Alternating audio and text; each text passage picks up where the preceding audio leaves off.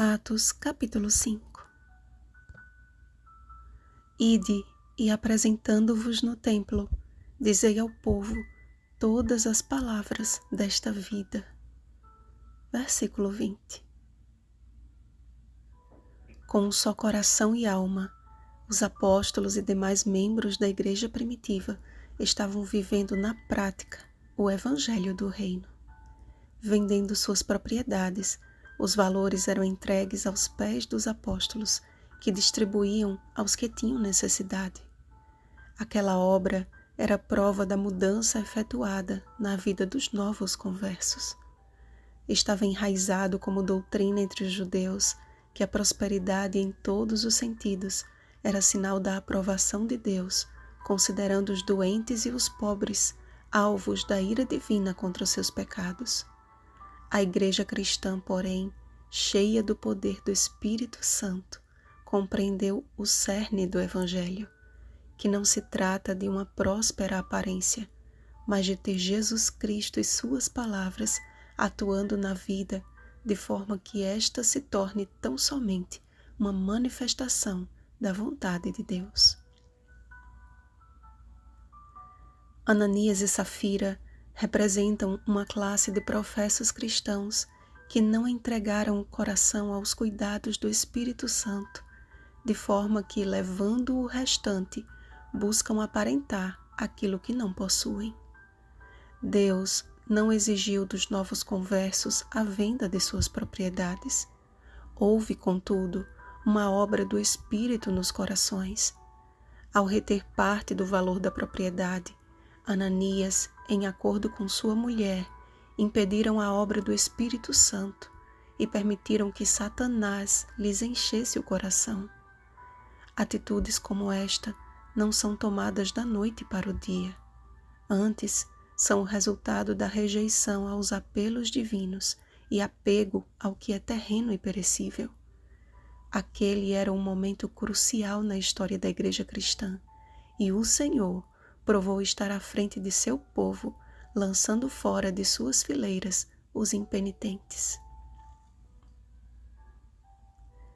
A sequência do capítulo toma um rumo completamente diferente de seu início. O contraste entre a covarde infidelidade do obstinado casal e a corajosa fidelidade dos apóstolos aponta para o grande conflito que se avoluma à medida em que nos aproximamos do fim. A generosidade dos novos conversos não visava promover a si mesmos, e sim a felicidade e bem-estar do outro. Sua bondade e discrição eram sinais evidentes da obra do Espírito Santo no coração. Não precisamos acender luzes em nossa direção. Precisamos permitir que o Espírito Santo acenda a luz de Cristo em nosso coração, santificando nossas intenções, palavras e ações. Então, tudo o que fizermos será uma clara manifestação de todas as palavras desta vida. É impossível silenciar aqueles que são guiados pelo Espírito Santo. Deus outorgou o dom de seu Espírito aos que lhe obedecem. E ainda que perseguidos e severamente provados, são estes que se alegram por terem sido considerados dignos de sofrer afrontas por causa do nome de Jesus. Como foi com os apóstolos na prisão e no sinédrio, Deus cuidará de sua última igreja, concedendo-lhe firmeza de caráter e fé inabalável. Neste tempo de oportunidade, enquanto os ventos são retidos pela longanimidade de um Deus de amor, cada dia representa um avanço na vida dos que amam a Deus e buscam a sua aprovação. Seu lema de vida tem sido: antes importa obedecer a Deus do que aos homens. E seus passos são guardados e firmados no áureo caminho seguro. O Senhor nos diz hoje: eu amo os que me amam, e os que de madrugada me buscam me acharão. Provérbios capítulo 8, versículo 17. Muito se fala em pregar o Evangelho, e devemos fazê-lo, pois esta é a nossa missão. Mas precisamos lembrar que a primitiva pregação do Evangelho não aconteceu até que o poder do Espírito Santo fosse derramado. Poder que foi antecedido por um maravilhoso movimento de oração.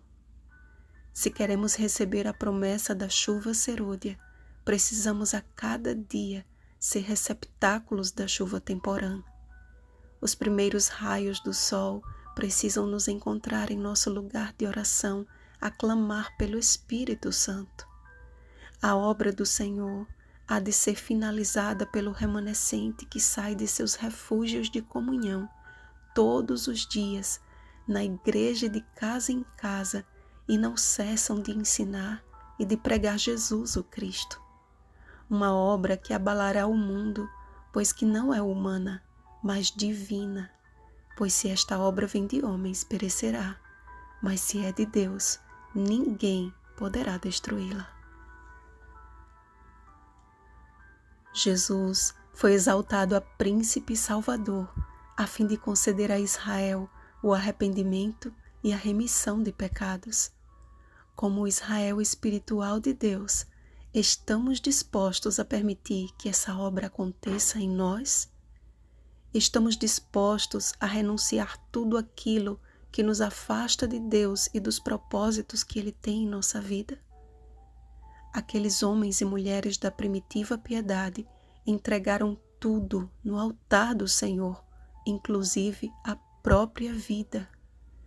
Que não sejamos achados mentindo ao Espírito Santo, nem tampouco lutando contra Deus, mas que, cheios do Espírito, façamos parte dos restantes que dirão ao mundo, por preceito e por exemplo, todas as palavras desta vida, ainda que caiam os céus. Vigiemos e oremos. Um feliz sábado, restantes do Senhor. Rosana Garcia Barros.